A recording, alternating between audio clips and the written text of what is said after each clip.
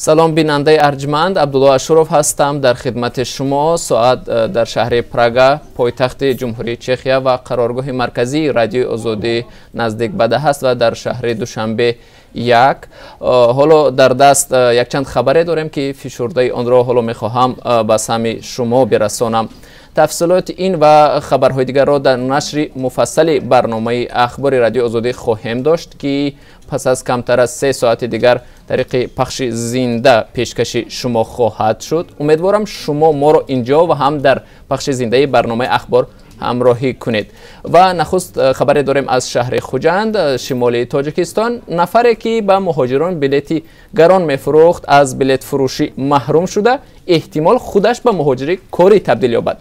دادگاه شهر خوجند یک مسئول شرکت بلیت فروشی را با جرم فریب مشتریان و از خود کردن پول آنها عیبدار دانست و 10,000 سومانی معادل $1,000 آمریکایی جریمه بست. بختیار غنییف خزینه‌دار شرکت اوریون تریدینگ اینچنین 2 سال از حق کار در این وظیفه محروم شده است.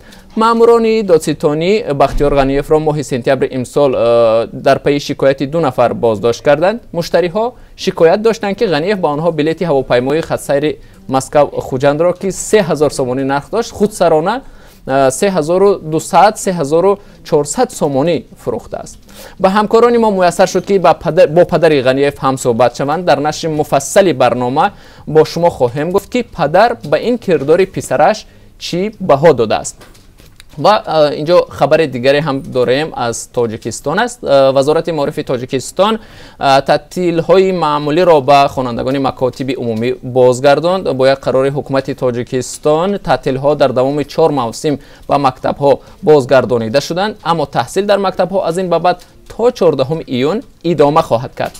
8 سال پیش در اوج بحران انرژی و مشکل تامین گرمی در مکتب ها با قرار وزیر وقت معارف عبدالجبار رحمانزاده از حساب اختصار شدن تعطیل های یک هفتگی تیرماهی و بهاری مهلت تعطیل زمستانه تا 1 ماه تمدید شده بودند و خوانندگان مکتب ها ماه ینور به پرگی استراحت میکردند.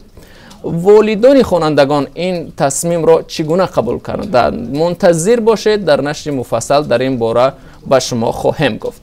موضوع دیگر از افغانستان همسایه کشوری تاجیکستان است. انتخابات پارلمانی افغانستان با خون آغاز شد. روز 2 اکتبر در نتیجه ترکیش نیرومند در شهر جلال آباد افغانستان 13 نفر به هلاکت رسیدند. روز سه شنبه در یک جمع آمدی پیش از انتخاباتی در شهر جنوبی جلال آباد افغانستان بمبگذاری مرگ طلب مواد ترکنده را فعال نمود و حیات کمش 13 کس را از بین برد.